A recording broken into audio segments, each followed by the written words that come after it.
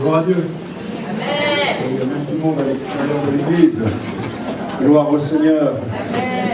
C'est un jour de joie, un jour de fête. Amen, alléluia. J'aimerais partager sans plus tarder avec vous la parole de Dieu.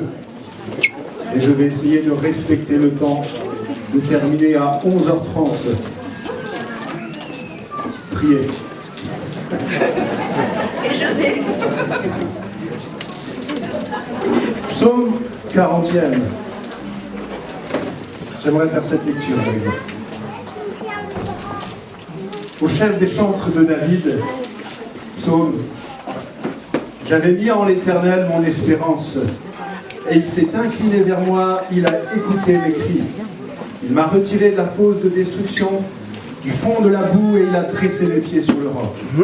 Il a affermi mes pas, il a mis dans ma bouche un cantique nouveau, une louange à notre Dieu. Beaucoup l'ont vu et ont eu de la crainte, et ils se sont confiés en l'Éternel. Heureux l'homme qui place en l'Éternel sa confiance et qui ne se tourne pas vers les hautains et les menteurs. Tu as multiplié, Éternel mon Dieu, tes merveilles et tes desseins en notre faveur. Nul n'est comparable à toi. Je voudrais les publier, les proclamer, leur nombre est trop grand pour que je les raconte. Tu ne désires ni sacrifice, ni offrande. Tu m'as ouvert les oreilles. Tu ne demandes ni holocauste, ni victime expiatoire. Alors je dis, voici, je viens. Dans le rouleau du livre, il est question de moi. Je veux faire ta volonté, mon Dieu, et ta loi est au fond de mon cœur. J'annonce la justice dans la grande assemblée. Voici, je ne ferme pas mes lèvres. Éternel, tu le sais, je ne retiens pas dans mon cœur ta justice. Je publie ta vérité et ton salut, et je ne cache pas ta bonté, ta fidélité dans la grande assemblée. Amen. David, berger, père, Isaïe, il a mis au monde, il était insignifiant au sein de sa famille. Il a grandi, soldat de l'armée d'Israël, homme de guerre, fugitif, père de famille, roi d'Israël, mais compositeur, musicien, chanteur, écrivain. Et c'est cette dernière caractéristique que j'aimerais partager avec vous. David répandait par écrit, par sa musique, son cœur envers Dieu. La musique comme thérapie. Je ne sais pas si vous avez essayé des thérapies. C'est la mode actuellement du monde d'essayer toutes sortes de thérapies, thérapie ceci, thérapie cela. Mais en tout cas, l'écriture est une bonne thérapie. Elle est employée par la Bible. Et David excellait en tant qu'auteur.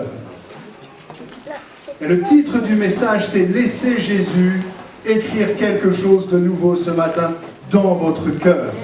C'est en rédigeant ce psaume 40e que le roi David va exprimer sa reconnaissance à Dieu devant le secours et le pardon qu'il a obtenu, qu'il a trouvé auprès de Dieu. Pourquoi? Parce que David a longtemps crié, paradoxalement, silencieusement. Et on peut crier silencieusement. On peut avoir des cris de détresse silencieux devant Dieu. Il se voyait mourir, il se voyait perdre pied, il avait chuté dans une situation qui n'était pas à la gloire de Dieu. Impureté, crime de sang. Mais ce psaume 40e à l'écriture, inspiré par l'Esprit de Dieu, c'est la victoire, alléluia, d'un homme qui est réhabilité. Et je crois que ce matin, Dieu veut réhabiliter les cœurs. Ce qui nous intéresse, c'est que David, alors qu'il est l'homme le plus puissant, et qui vient de chuter, lui qui avait décision de vie ou de mort sur quelqu'un, mais là, la mort était en train de planer au-dessus de lui, puisque ce qu'il avait commis aux yeux de la loi de Moïse le condamnait à mort. Eh bien, c'est que David, dans cette situation, et c'est toute la caractéristique du cœur de cet homme-là, a osé. Il a osé se tourner vers une aide extérieure, l'Éternel Dieu. Et ce psaume 40, c'est la victoire d'un homme réhabilité, mais c'est cette partie à partir du verset 7e et 11e qui va se révéler messianique. pour les générations futures, c'est-à-dire pour nous, à qui le secours, l'aide extérieure pour l'humanité tout entière est celle de Jésus et de son œuvre rédemptrice. Le monde crie à haute voix sa désespérance. Personnellement, vous pouvez crier votre désarroi, crier en silence, et sans rien dire. Le roi s'est tenu sur son péché pendant une année. Il a camouflé le péché.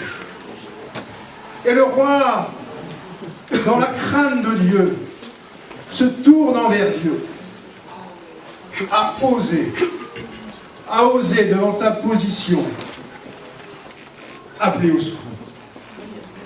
Et ce matin, j'aimerais vous dire que Dieu entend des cris silencieux dans les cœurs. Souffrance morale, physique, spirituelle, et tout le contexte sociétal de ce que traverse notre monde.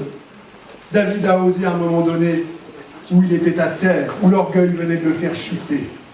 Et en fait, le premier grand pas vers la réhabilitation d'un cœur, c'est ce qui peut amener ce matin l'action divine de Dieu dans votre cœur, c'est d'accepter l'aide extérieure qui intervienne. Et cette aide extérieure, elle est encore pour nous ce matin, elle est annoncée prophétiquement dans notre lecture, c'est-à-dire 900 ans avant la venue de Jésus sur terre. Verset 11, « Je ne retiens pas dans mon cœur ta justice, je publie ta vérité et ton salut. » Et 900 ans après, c'est écrit de David. Jésus annonce, « Je suis le chemin, la vérité et la vie. Et nul ne vient au Père que par moi. » David a écrit quelque chose de nouveau en son temps, mais ce matin, Jésus peut écrire quelque chose de plus grand, alléluia, pour l'Église, pour des hommes et des femmes qui reviennent à Dieu, pour des hommes et des femmes qui découvrent l'Église, pour des hommes et des femmes qui découvrent ce qu'est la parole de Dieu. Mais pour ça, il faut accepter l'aide extérieure. Il faut accepter cette aide extérieure. Comment accepter l'aide extérieure de quelqu'un qu'on ne voit pas physiquement au milieu de nous parce qu'il est dans la gloire de Dieu? Dans un monde d'insoumission, dans un monde où le laxisme a gagné notre société sous toutes ses formes, où on rejette toute forme d'autorité. Alors, comment accepter cette aide extérieure et se soumettre à cette aide extérieure, à la parole de Dieu, de s'engager avec cette aide extérieure? C'est-à-dire comment accepter l'œuvre de Jésus à la croix, le sacrifice à la croix qu'il y a eu il y a 2000 ans. Parce qu'en fait, cette aide extérieure, le sacrifice de la croix, c'est pas une histoire d'intelligence. C'est pas une histoire de raisonnement. C'est une histoire de foi, tout simplement. David voulait accomplir toute la volonté de Dieu. Il va écrire sous l'inspiration de l'Esprit. Il va écrire et parler comme le Messie lui-même, ces paroles prophétiques. Et l'épître de cet auteur inconnu aux Hébreux reprend ce psaume. Il se l'applique à lui-même. Voici, je viens pour faire ta volonté. Hébreux 19, verset 10. Il abolit ainsi la première chose pour établir la seconde. C'est en vertu de cette volonté que nous sommes sanctifiés par l'offrande du corps de Jésus-Christ une fois pour toutes. L'offrande du corps de Jésus-Christ une fois pour toutes. Jésus abolit une chose, c'est-à-dire tout ce qui était sacrifice animal pour le pardon des péchés, parce que c'est comme ça qu'on faisait à l'époque. Jésus a aboli cela, plus de béliers, plus de boucs, plus de taureaux qu'on égorgeait, plus de sang versé sur l'autel du temple par le grand prêtre sacrificateur, mais seulement son corps à la croix du calvaire, le corps de Jésus-Christ, l'offrande de son corps et du sang qui a coulé, sa résurrection. Eh bien ça, c'est notre aide extérieure ce matin. Car Dieu a tant aimé le monde qu'il a donné son Fils Jésus-Christ, afin que quiconque croit en lui ne périsse point, mais qu'il ait la vie éternelle. Alléluia. Alors laissez Jésus écrire quelque chose de nouveau dans votre vie. Laissez-le abolir ce matin ce qu'il y a à abolir. Amen. Laissez Jésus écrire une nouvelle page dans notre vie.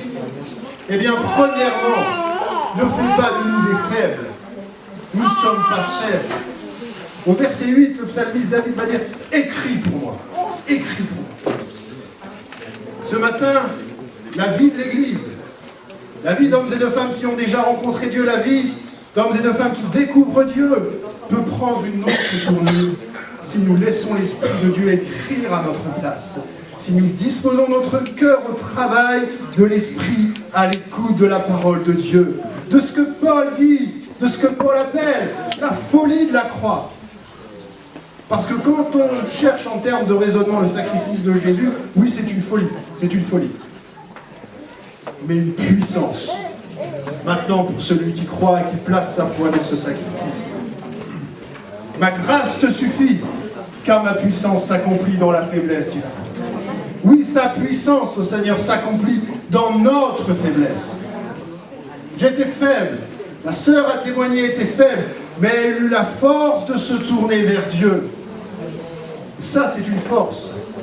Le monde est attiré par la force extérieure, par la force physique, la force charnelle. David était un homme fort, c'était un homme de guerre. L'orgueil l'a gagné. Mais David, par la foi, dans sa faiblesse, il a eu la force de se tourner vers Dieu. Il est question au verset 8e du rouleau du livre.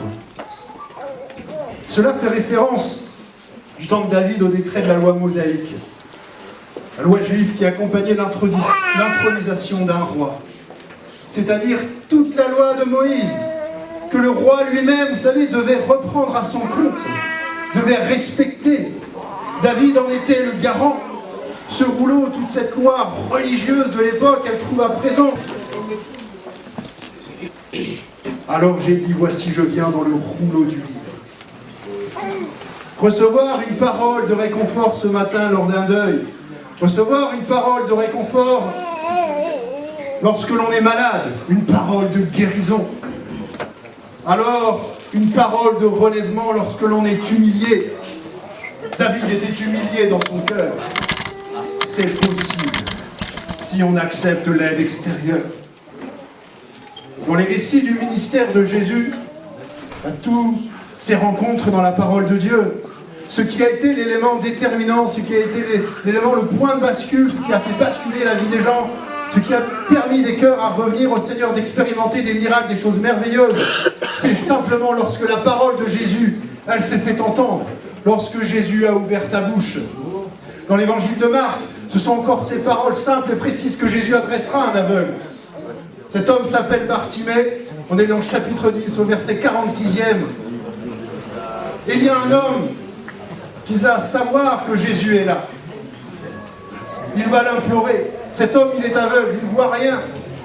Il va dire à Jésus, aie pitié, fils de David. Il reconnaît à ce moment-là la messianité de Jésus. Et la réponse de Jésus, elle n'est pas compliquée. Elle est très simple. Que veux-tu que je te fasse? Que veux-tu que je te fasse? Bartimée, cet homme va répondre, Rabouni, reconnaissant là, dans l'autorité spirituelle de Jésus, que je recouvre la vie. Oh, Jésus connaissait déjà le mal, le handicap dont souffrait cet homme. Ça, il n'y a pas de problème. Et ce matin, ce qui interpelle notre cœur, c'est cette question que Jésus peut poser dans votre cœur. Que voulez-vous que je vous fasse? Que voulez-vous que j'écrive de nouveau? Que voulez-vous que j'écrive et qui puisse changer votre vie? Cet homme était aveugle. Il avait son passé, sa lettre à lui. Il ne voyait rien. J'ai écrit, moi Jésus-Christ, quelque chose de nouveau. J'ai réhabilité cet homme. Parce que dans l'Israël ancienne, être aveugle, c'était un calvaire. C'était un calvaire. Viens voir Jésus, parce qu'il a tout essayé. Il a vu les médecins, il a très probablement dans son village, personne n'avait pu faire quelque chose pour lui. Mais il vient voir Jésus. Que veux-tu que je te fasse? Et ce miracle, parce que Bartimée va voir Jésus, il a conscience que Jésus maintenant a la solution. Plus personne n'a pu le faire. Alors il va désirer plus profondément. Et Jésus va alors le guérir de sa cécité par sa parole. Lorsqu'il va répondre, va ta foi t'a sauvé. La Bible dit que cet homme retrouvera la vue. Il y a une autre cécité dont l'homme souffre, qui n'est pas la cécité physique, mais qui est la cécité spirituelle. Je l'appelle personnellement la précarité spirituelle, parce que le pays entier est en précarité spirituelle. Le pays est gagné par l'athéisme. Les gens ont été floutés, faussés par la religion. La religion, elle a sali le nom de Dieu. Et on a rattaché à Dieu, à l'Église, tous les scandales de la religion, mais Dieu n'est pas le coupable de ça. Verset 8, tu m'as ouvert les oreilles, dit David. Littéralement, dans ce psaume, tu m'as creusé les oreilles. L'expression qui se réfère à la guérison de la surdité à la voix de Dieu. On peut être sourd à la voix de Dieu. On peut être aveugle, mais on peut être sourd. Et David dit, tu m'as ouvert les oreilles. À l'époque de la loi de Moïse, à l'époque de David, qu'est-ce qui se passait? David va faire référence à cette pratique, à l'esclave, qui est quelque chose de normal, qui souhaitait rester avec son maître au-delà de 6 années obligatoires et qui acceptait qu'on lui perce l'oreille pour marquer, sceller l'alliance avec son maître. Là, vous le retrouvez dans le livre de l'Exode, dans toute la loi mosaïque. Alors l'esclave restait attaché à son maître, de manière définitive, restait constamment à l'écoute de son maître, et elle restait attachée aux paroles de son maître. Et nous, qui étions esclaves de quelque chose, vous qui êtes peut-être esclaves de quelque chose, à qui voulez-vous rester attaché ce matin? À qui voulez-vous rester attaché ce matin? Tu m'as ouvert les oreilles. Que veux-tu que je te fasse?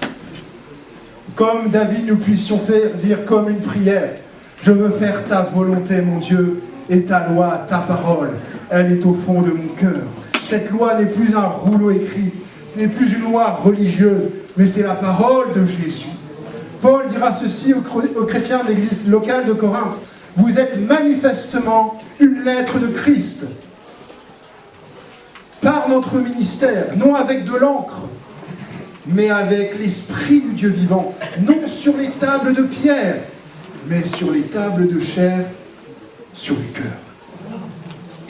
Et notre lettre, quand on arrive à Jésus, elle n'est pas si belle que ça. Chacun avait une lettre. Et on a lu le témoignage de notre sœur, elle a lu sa lettre. Elle a lu de ce que c'était sa vie avant Dieu. Ben, elle a lu aussi quelque chose de nouveau. Et Jésus n'a pas fini encore d'écrire quelque chose de nouveau. Et je crois que ce matin, Jésus n'aura jamais fini. Tant que nous aurons nos 2 pieds sur la terre, les hommes, n'aura jamais fini d'écrire quelque chose de nouveau. Je crois que pour l'Église, Jésus n'a pas fini encore d'écrire quelque chose de nouveau. Mais quand on arrive à l'Église pour la première fois, on arrive avec sa lettre. Et sa lettre, elle n'est pas si belle que ça. Il y a très certainement dans chacune de nos lettres des belles pages. Parce que Dieu agit parfois sans que nous en rendions compte. Mais il y a des choses qui font de l'ombre. Il y a des choses qui salissent un peu la page. Il y a des épisodes de souffrance qui salissent nos lettres. Comment faire pour effacer ce que je ne peux pas effacer? Le mal que j'ai pu dire, l'incrédulité, mon éloignement à Dieu, effacer une blessure qui est encore vive, effacer une souffrance morale et physique. Laissez Jésus écrire une page nouvelle ce matin. Ça ne fait pas quelqu'un, ça ne fait pas de vous quelqu'un ou une personne de faible, mais de fort au contraire. Laissez Jésus écrire quelque chose de nouveau, afin qu'il puisse confondre nos cœurs. Alléluia. J'irai dans ce récit de l'Évangile au chapitre 8 de Jean. Il va encore se passer quelque chose d'unique dans la parole de Dieu, puisque c'est la seule fois qu'on va voir Jésus écrire quelque chose. Et Jésus, par cette écriture, va confondre tout le monde. Alors qu'il est dans le temple de Jérusalem, on est dans le lieu névralgique cultuel. Le peuple vient partout adorer Dieu. Et une personne s'est retrouvée là, ce jour-là, dans une situation qui était similaire à celle du roi David. Les religieux vont amener à Jésus une femme dont la situation morale à l'égard de la loi exige la peine de mort. Elle est prise en flagrant délit d'adultère. La peine de mort, c'est la lapidation.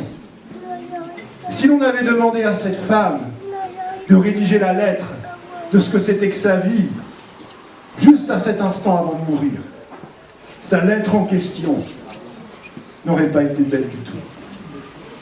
Ces religieux ont l'intention de porter cette femme devant Jésus, pour humilier cette femme, mais également pour humilier Jésus. Parce que regarde ce que dit notre loi. Regarde ce que dit la loi de notre descendant Moïse, de ce que Dieu a écrit sur les tables. Mais à partir du moment où le flagrant délit a été constaté, cette femme, dans son cœur, elle sait qu'il ne lui reste plus beaucoup de temps à vivre. Alors, les religieux ont l'intention d'humilier cette femme, d'humilier Jésus. Rien de neuf sous le soleil, puisque la religion, encore aujourd'hui, elle continue d'humilier. Elle continue dans ses agissements avec ses scandales. Elle scandalise Jésus.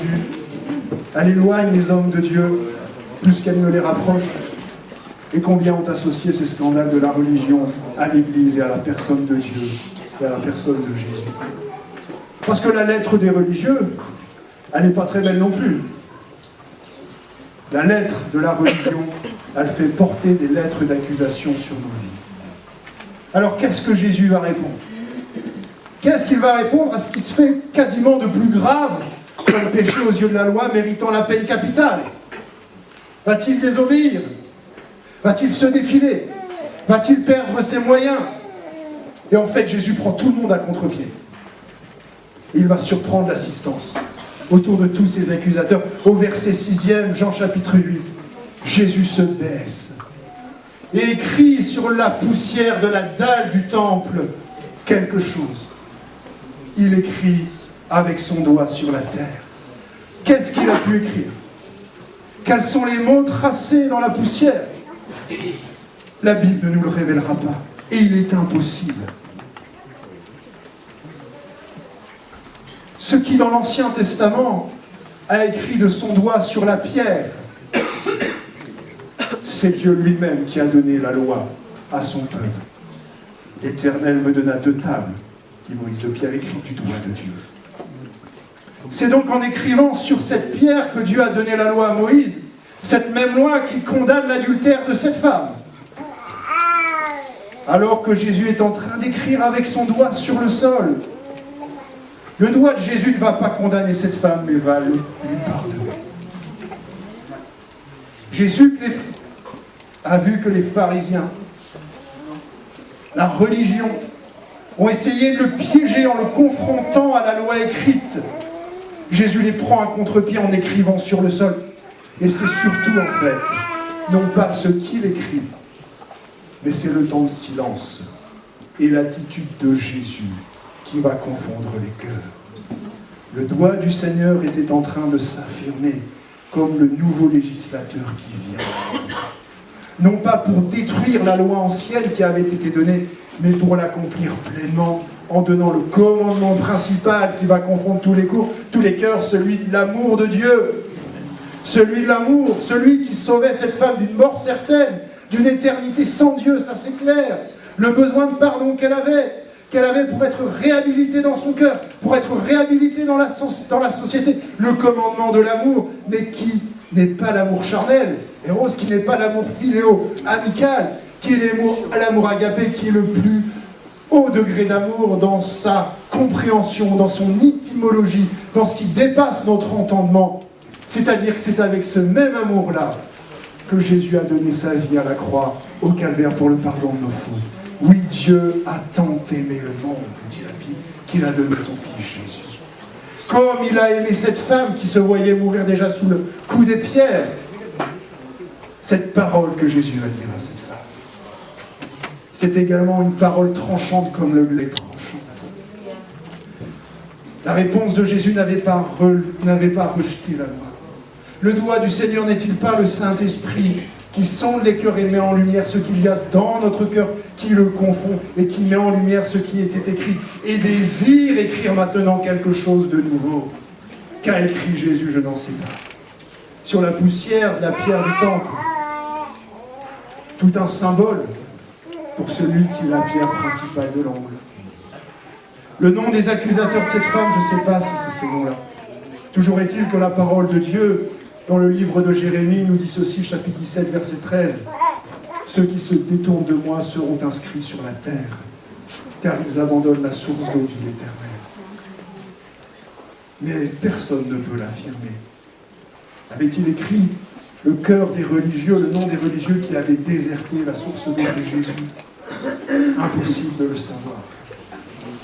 Mais le secret, le silence à ce moment-là, c'est ce qui va capter les cœurs, qui va les reprendre. dénonçait l'hypocrisie de ces religieux qui n'ont pas fait comparaître l'homme, qui avait aussi commis le péché d'adultère. Jésus va dénoncer cette hypocrisie. Que celui d'entre vous qui n'a jamais péché lui jette la première pierre. Que celui d'entre vous qui n'a jamais péché. Ce matin, on a le moyen de tourner votre cœur vers Dieu. Il peut écrire quelque chose de nouveau. Je conclurai par cela, je vais terminer le message. Et ensuite, on va prier. Laissez Jésus écrire quelque chose de nouveau. À présent, une lettre qui ne soit plus cachée. Verset 10. J'annonce la justice dans la grande assemblée de David. Voici, je ne ferme pas mes lèvres. Éternel, tu le sais. Il dira au verset 11e, je ne retiens pas dans mon cœur. C'est-à-dire, ce que reçoit David demande à être expulsé, demande à être proclamé. Et quand on a fait une rencontre authentique avec le Seigneur, comme c'est le cas de notre sœur, on ne peut pas la laisser cacher. C'est pas possible.